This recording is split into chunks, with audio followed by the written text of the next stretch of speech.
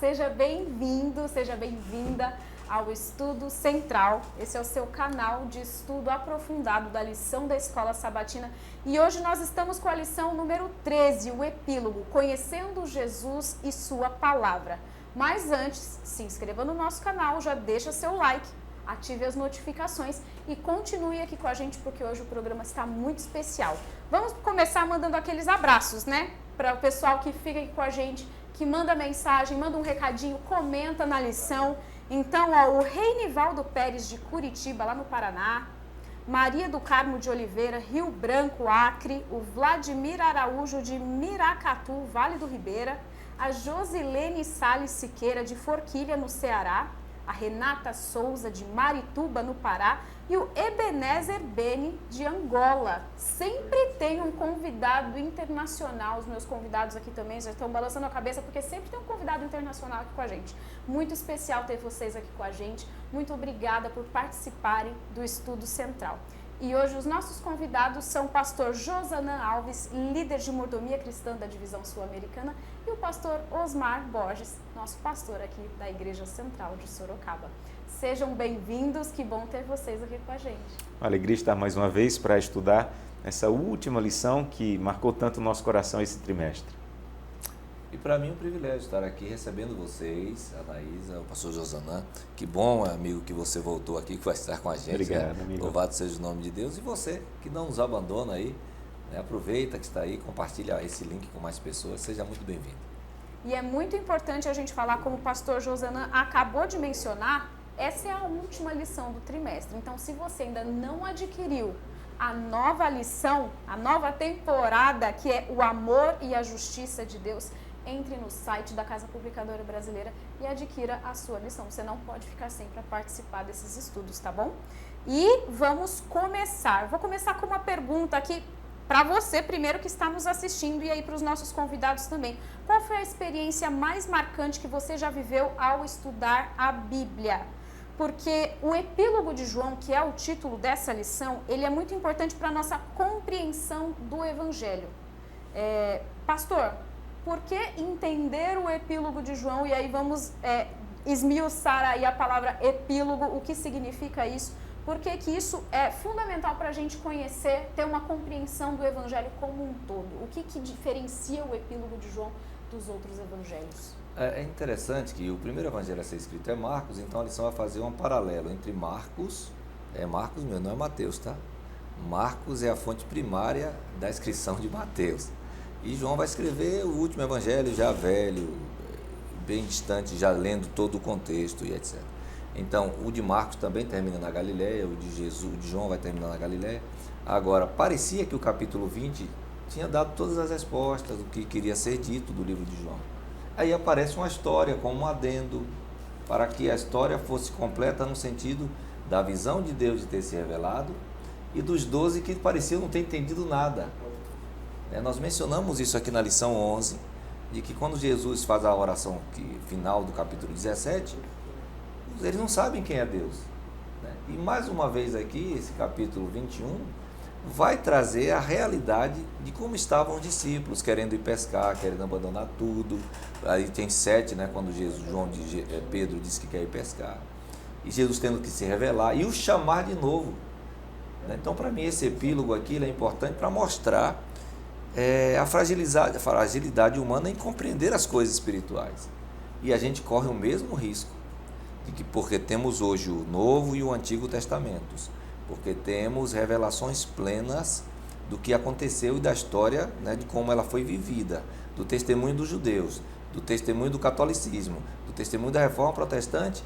A gente pode ainda estar lendo com uma lente assim meio nublada das coisas, a gente não consegue entender essa revelação. Então, hoje, esse último episódio que vamos ver aqui vai nos ajudar bastante.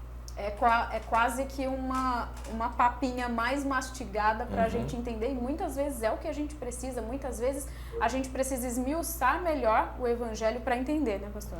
Exato, e essa palavra epílogo, alguns traduzem como conclusão, mas ela é um pouco mais do que uma conclusão.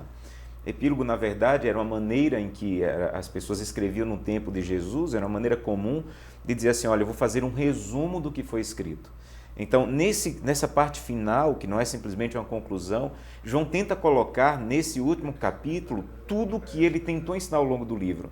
A obedecer a Deus, a ouvir a Deus e permanecer a Deus. Talvez essas são as palavras que mais resumem o livro de João.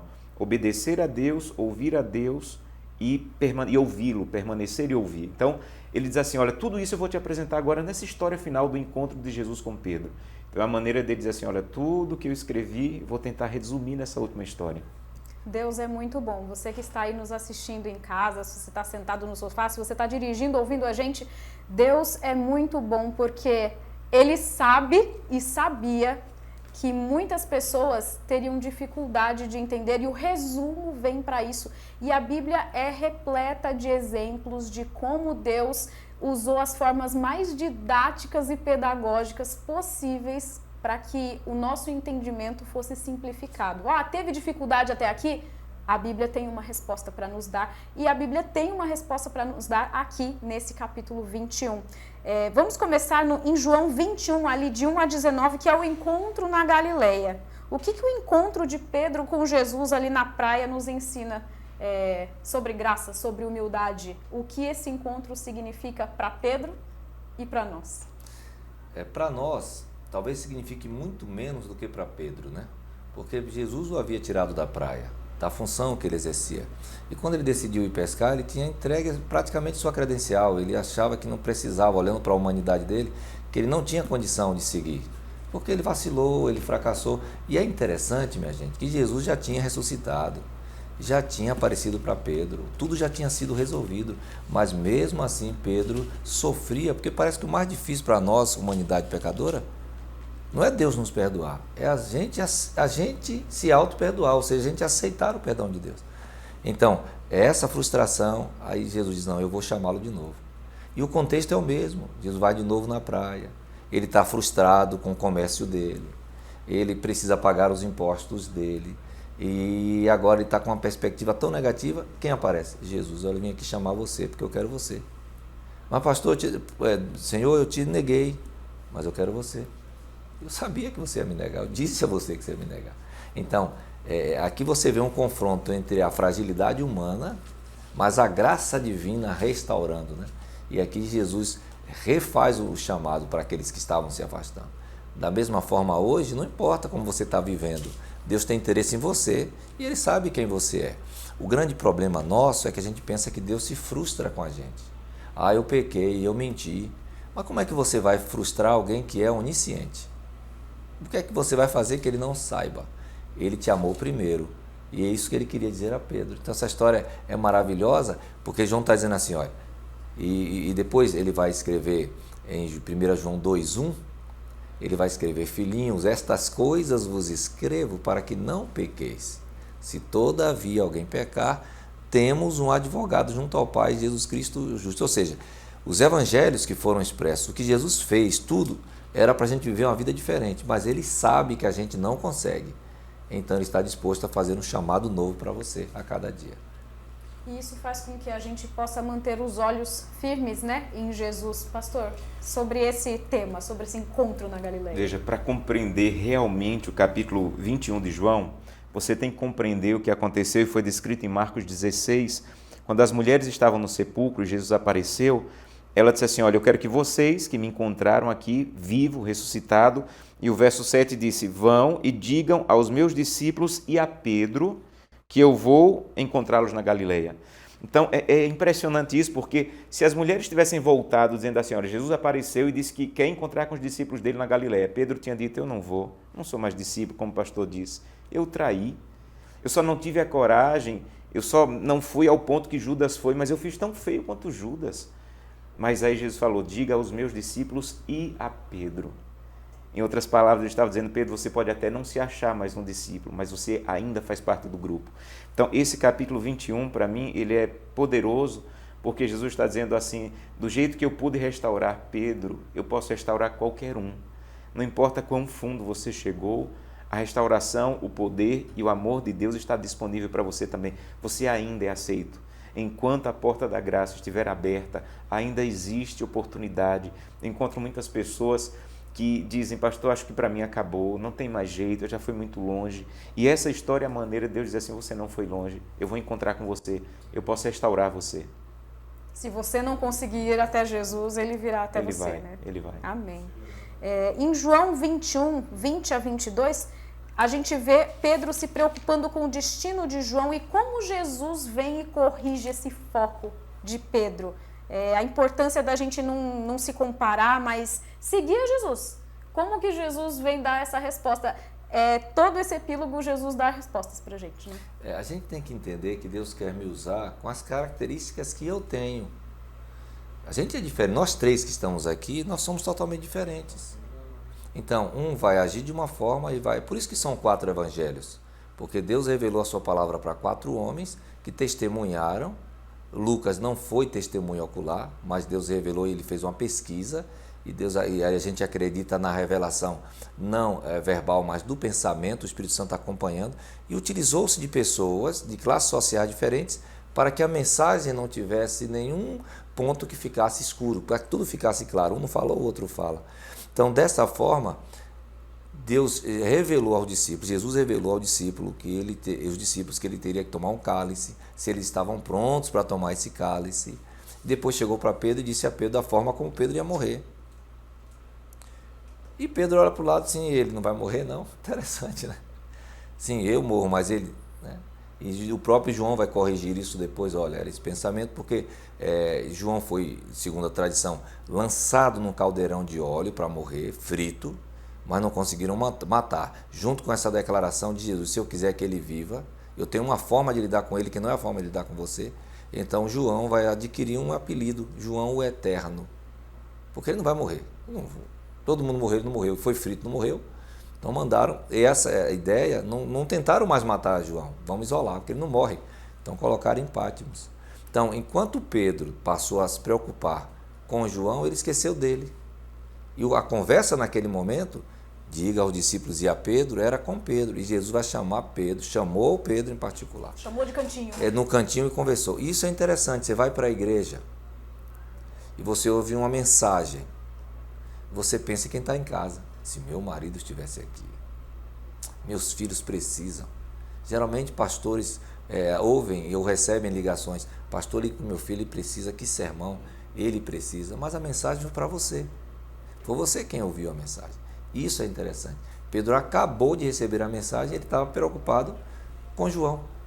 Aí Jesus faz o foco, não, deixa que eu cuido dele. Você precisa cuidar de você mesmo. Isso é importante, né, pastor?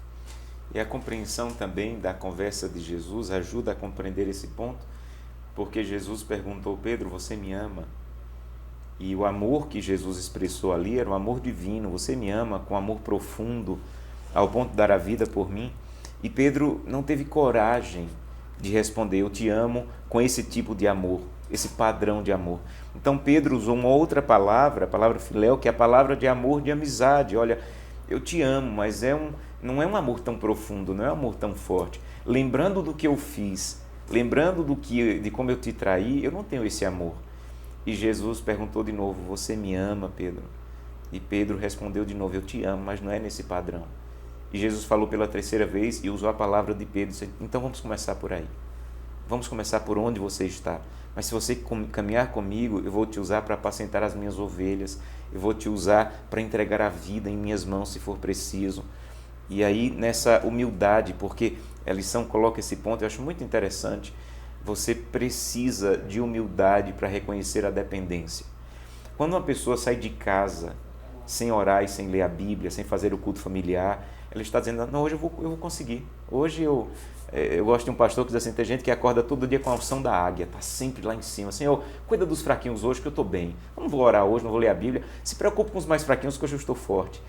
E nós precisamos todo dia dizer, Santo Deus, eu preciso do Senhor, porque eu não posso viver sozinho à altura do que o Senhor espera da minha vida.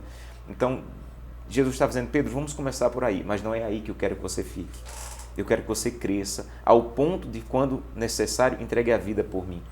E essa humildade deve manter a nossa vida, de depender de Deus todos os dias, dizer, Santo Deus, eu não consigo, mas se eu for a tua presença, eu vou ver a altura daquilo que é o teu projeto para a minha vida. E a verdade é que Pedro se distraiu por um momento, né? Assim como tantos de nós fazemos todos os dias. Pedro se distraiu como Marta estava distraído em coisas aparentemente cabíveis. Pagar os impostos, como o senhor falou, não eram nada ilícitas. Tudo bem estar pensando nisso, mas se distraiu, perdeu o foco de Jesus e Jesus precisou chamar o foco de novo. Exatamente. Assim como os fariseus se distraíram também. Eles já estavam vivendo uma religião que não existia.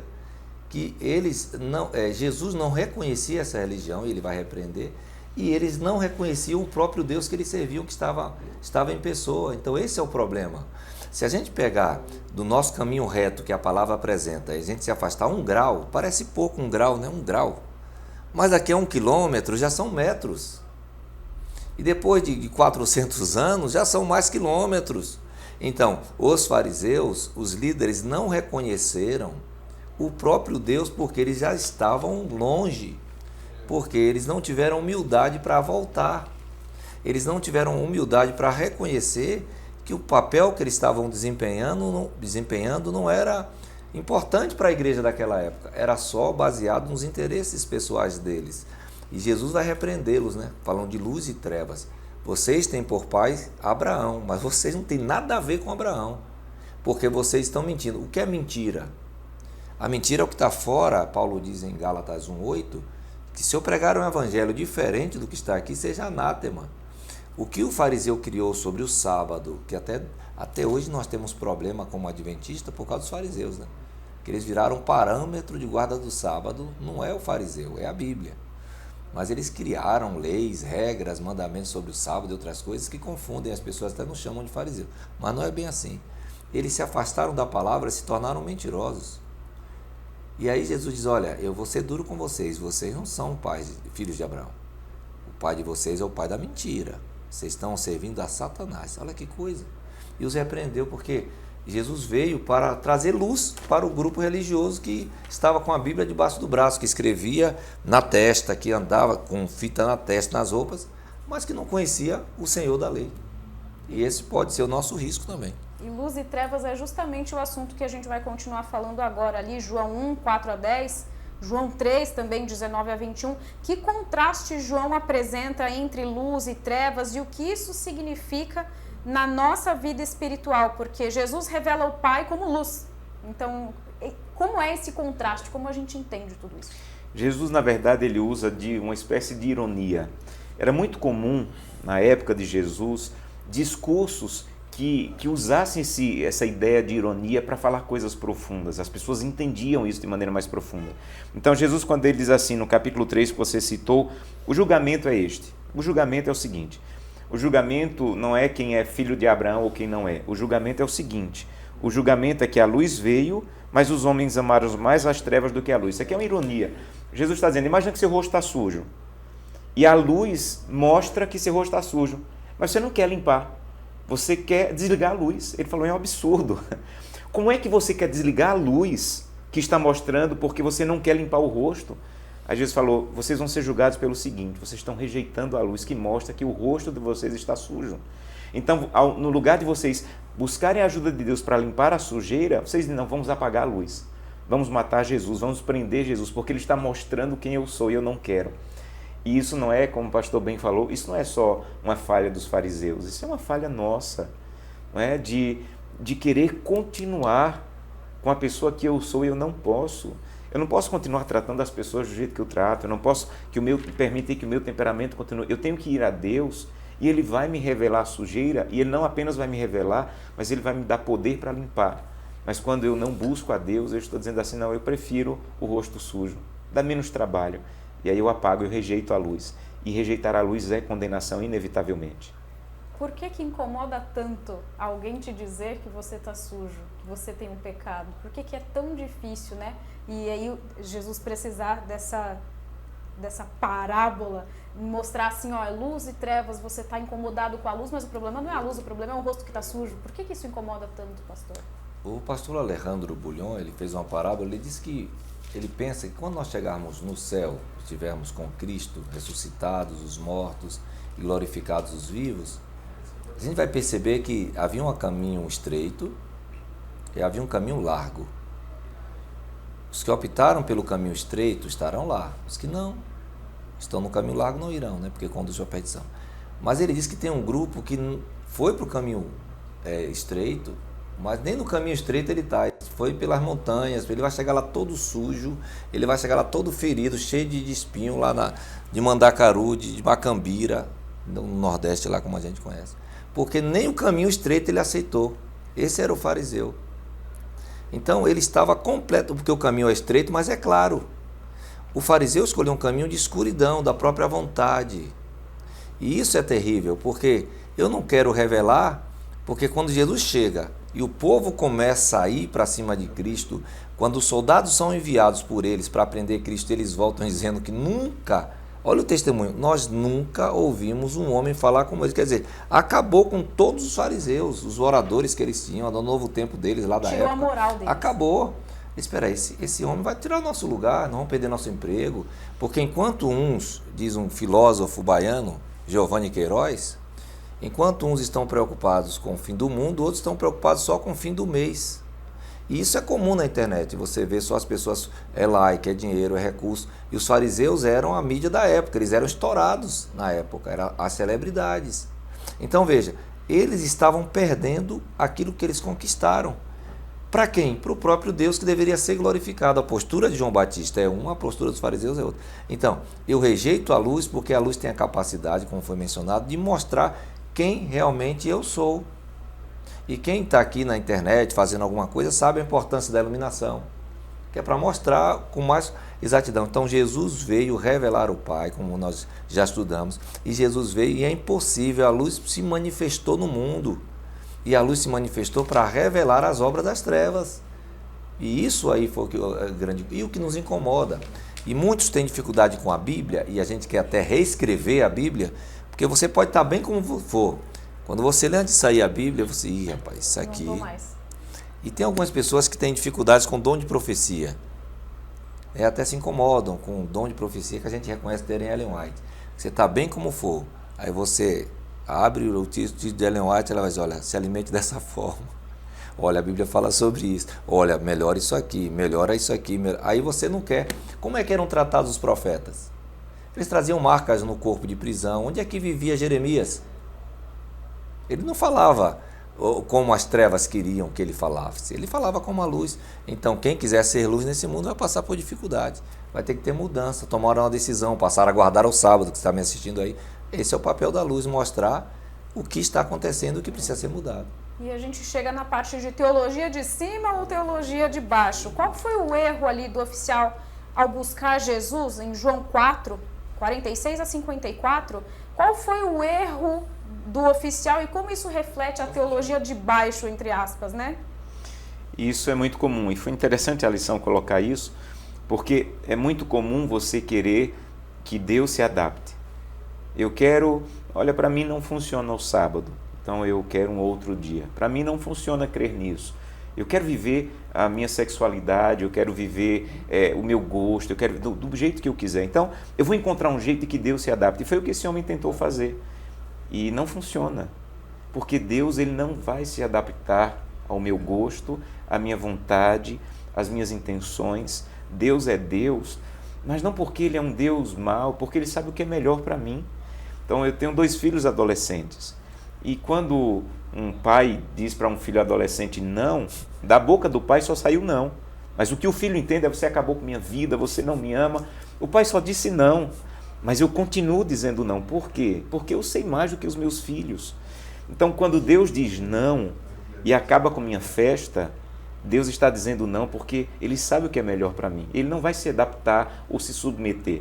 Quando Apocalipse apresenta a mensagem do tempo do fim, ele diz assim: o Evangelho eterno.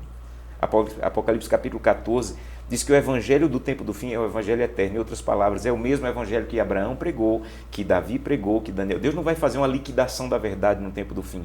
A verdade permanece a mesma. Então, quando a lição apresenta a teologia de baixo e a teologia de cima, é que a de baixo é aquela que eu quero que Deus se adapte, que Deus faça no meu tempo, do meu jeito. Já a de cima, eu escrevi aqui, é aquele que responde à minha fé, mas em resposta à palavra revelada de Deus. A palavra revelada de Deus é a base. Então, quando eu gosto do que um pregador disse uma vez, que alguém disse assim, pastor, mas eu queria muito ouvir a palavra de Deus. E ele disse assim, não, então leia a Bíblia. Ele disse, não, mas eu queria ouvir de maneira audível, então leia a Bíblia em voz alta.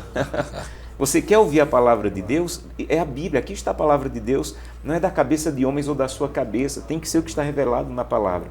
Essa é a única maneira segura de ver a fé.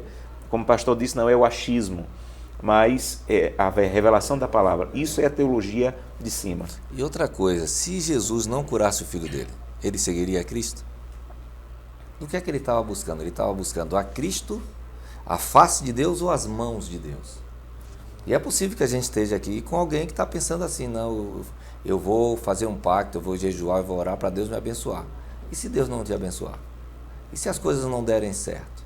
Então foi isso que o equívoco daquele homem foi se aproximar de Deus dessa forma. Ele se aproximou de Deus pedindo. Será que Jesus não sabia que o filho dele estava doente? Jesus não sabe do seu desemprego? Jesus não sabe da sua solidão? Jesus não sabe das coisas que você precisa melhorar? Ele sabe.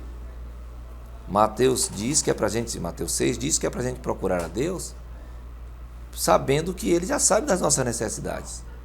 Eu não preciso pedir. Então, ele vai, chega e já chega, Senhor, meu filho.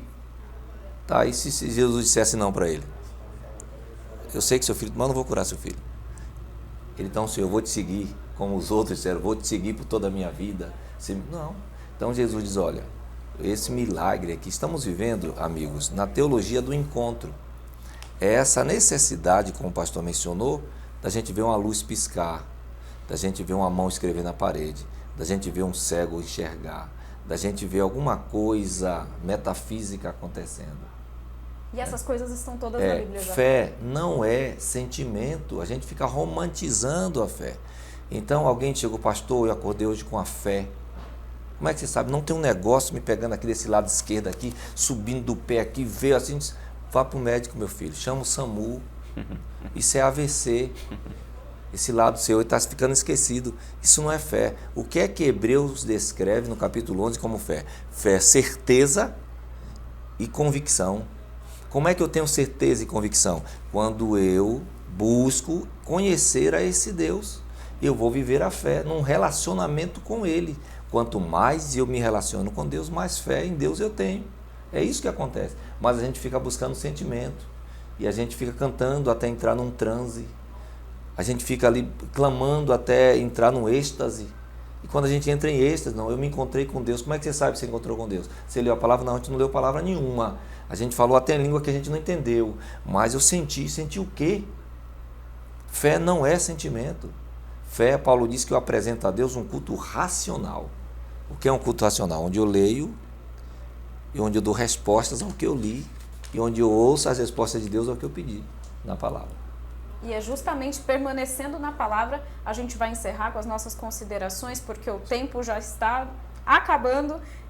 O que significa permanecer na palavra? A gente vai encerrar com essa.